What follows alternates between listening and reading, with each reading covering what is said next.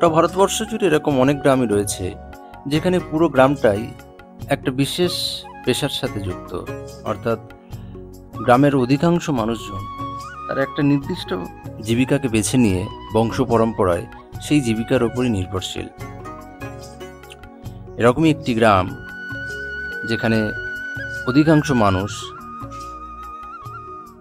তালের রস সংগ্রহ করে এবং সেখান থেকে তালের পাটালি তৈরি করে।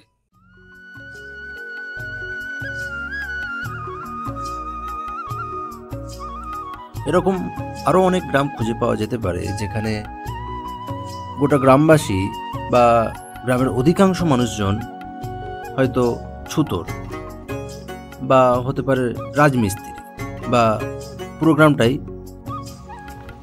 কর্মকার।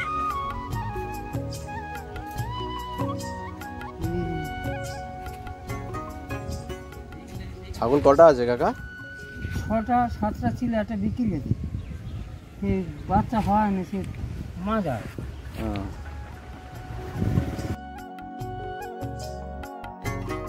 তবে একটু ভালো করে লক্ষ্য করলে দেখা যায় গ্রামের মানুষগুলো কেবল একটি কাজ নিয়ে তাদের গোটা জীবনটা কাটিয়ে ফেলে না।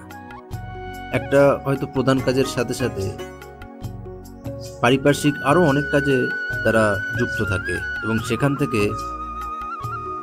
তারা আর্থিক অনটন দূর করার চেষ্টা করে।